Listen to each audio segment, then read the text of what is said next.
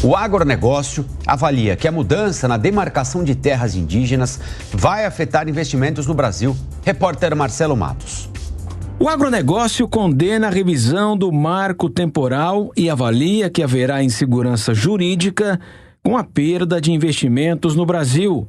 O Supremo Tribunal Federal iniciou uma conciliação sobre a demarcação de terras indígenas nesta semana e o tema dominou as atenções do Congresso da Associação Brasileira do Agronegócio, em São Paulo.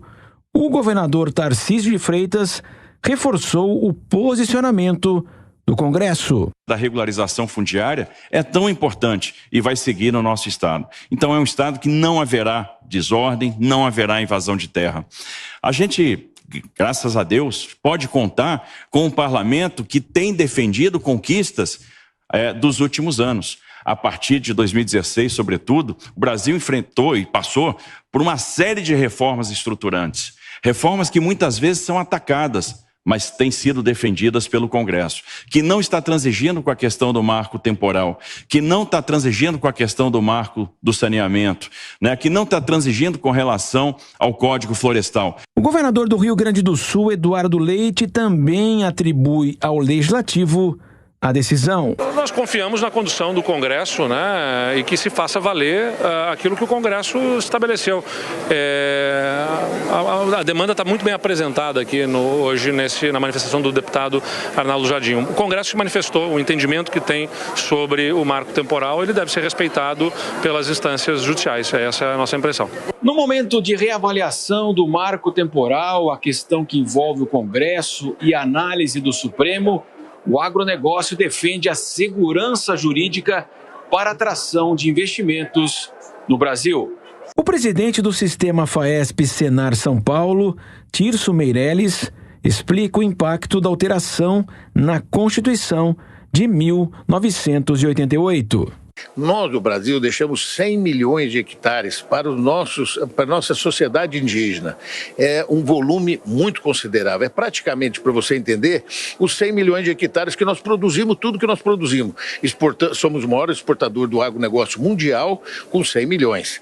Os Estados Unidos, que é os Estados Unidos, deixou praticamente 10 milhões de hectares para os seus indígenas.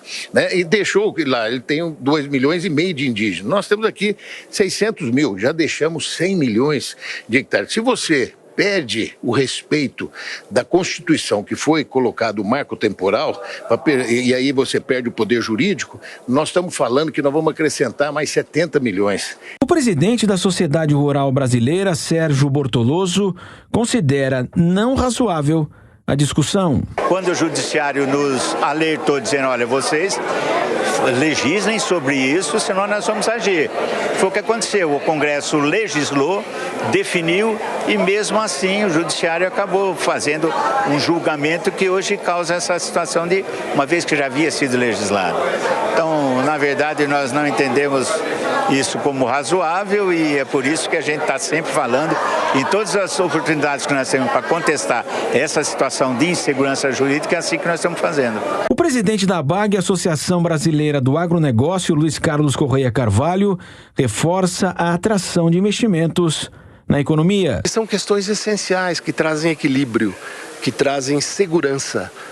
Quando você pensa em investimento, e o Brasil tem tudo que se possa imaginar com recursos naturais, mas o capital é mais escasso aqui.